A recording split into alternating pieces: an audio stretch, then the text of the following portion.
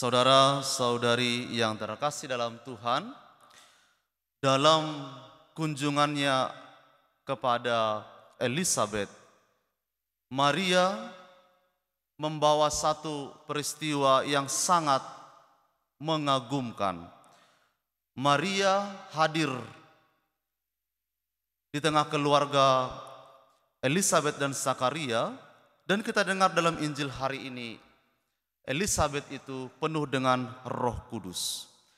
Yang menarik untuk kita renungkan di sini ialah pada waktu itu ketika Elizabeth itu penuh dengan Roh Kudus, dia menyerukan sebuah kebenaran yang sedang dialami oleh Bunda Maria, dan juga menjadi sebuah kebenaran yang harus selalu kita hidupi sebagai orang yang percaya kepada Tuhan.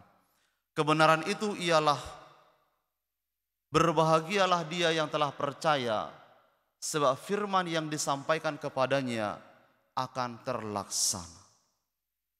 Itulah kebenaran yang sedang terjadi pada waktu itu, bahwa Maria sebelum datang mengunjungi Elizabeth, dia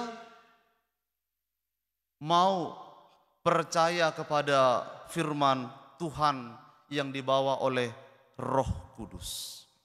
Memang awalnya Maria dalam menerima firman itu, Maria menunjukkan otentisitasnya sebagai seorang manusia. Dengan segala kerapuhannya, dengan segala keterbatasannya untuk memahami firman itu, ketakutannya, tetapi kemudian dia mau percaya.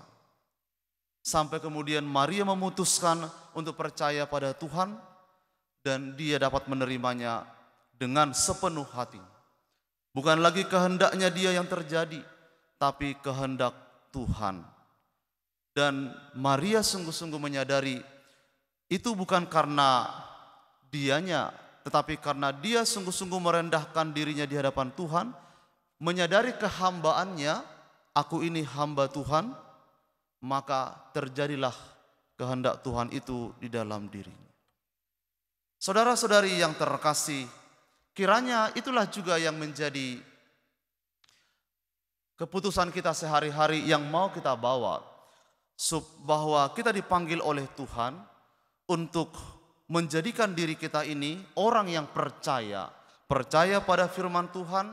Maka apa yang difirmankan kepada kita, apa yang kita dengar dari Tuhan akan terlaksana di dalam hidup kita.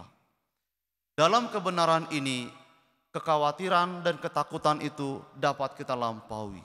Bukan karena kita, tapi karena Tuhan boleh mengendalikan hidup kita, boleh membimbing hidup kita pada kepastian iman yang sejati.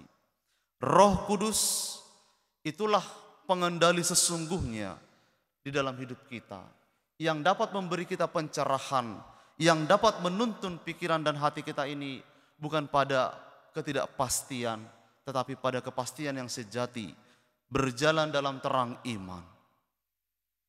Saudara-saudari yang terkasih, Tuhan selalu berkenan pada orang-orang yang rendah hati.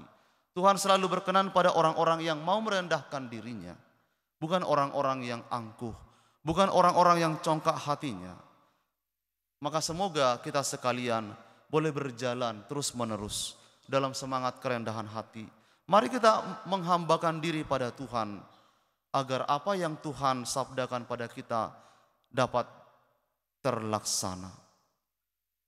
Tuhan memberkati